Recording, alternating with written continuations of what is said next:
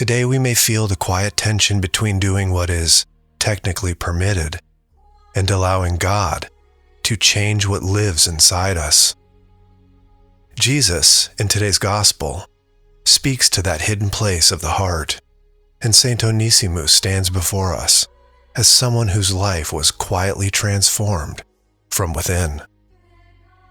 Together they draw us into a deeper honesty about what it means to belong to Christ. In today's gospel reflection from the book of Matthew, chapter 5, we hear Jesus speaking to his disciples about the law, the commandments, and what it truly means to live in righteousness. Jesus begins by saying that he has not come to abolish the law or the prophets, but to fulfill them. Nothing of God's law is discarded. Nothing is treated as disposable. Yet Jesus immediately moves beyond a surface understanding of obedience. He takes what was once understood as an external rule and carries it into the interior life of the person. We hear this pattern again and again. You have heard it said, but I say to you. It is no longer only about taking a life, but about the anger that takes root in the heart. It is no longer about adultery, but about the gaze that uses another person rather than honors them. It is no longer about making oaths. It's about becoming someone whose simple yes and no can be trusted. Jesus is revealing that faithfulness is not about managing appearances.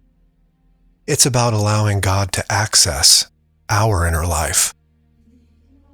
This is demanding, but it is also merciful. Jesus is not interested in trapping us in constant failure. He is inviting us into integrity, a life where our outward presentation is shaped by what God is forming inwardly. Many of us are tempted to measure holiness by visible behavior alone. We ask whether we have broken a rule, crossed a line, or avoided something clearly sinful. Jesus presses further. He shows us that the roots of sin often live quietly beneath the surface, long before an action ever occurs. Anger that we rehearse, resentments we justify, looks we allow to linger, half-truths we speak to protect ourselves. None of these may seem dramatic, yet Jesus treats them seriously because he loves us and desires wholeness for us. When Jesus says, "Let your yes mean yes, and your no mean no," he is describing a person whose life has become simple and undivided. A person who is not constantly negotiating between what God desires and what they privately cling to. This kind of life does not come from willpower.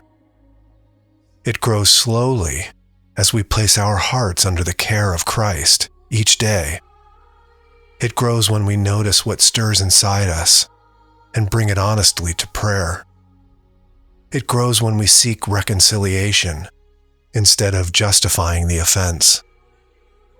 It grows when we choose truthfulness, no matter the cost. Jesus is not lowering the bar. He is raising our vision of who we can become in Him. Hello friends, it's Aaron. If you're new here, welcome to the Sacred Heart family, where we pray together, walk with the saints, and reflect on the gospel every day. Remember to subscribe and click the notification bell to stay connected. And if this video brings you peace, click the like button and share it with someone you love. For your convenience, Links to our Catholic morning prayer video are available in the description and the pinned comment. And there will be an on-screen link at the end of this video. Friendly reminder, Ash Wednesday is just a few days away, and we'll begin the sacred season of Lent together. I wanted to share that I'll be posting special Lenten prayer videos created to be returned to throughout the entire season of Lent.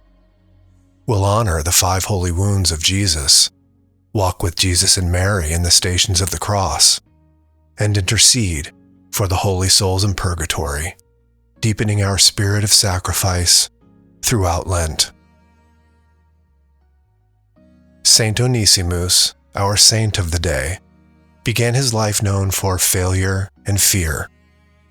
He had wronged his master and ran away. He carried shame and uncertainty about his future. Yet in a prison cell, he encountered the Apostle Paul, and in that encounter, his life began to change. What is striking about Saint Onesimus is not a dramatic public conversion, but a quiet, courageous one. After coming to faith, he did not simply start over somewhere else. He agreed to return to the very place he had fled, carrying a letter asking for forgiveness and reconciliation. This was not an easy path. It required humility. It required trust. It required an inner change that was real.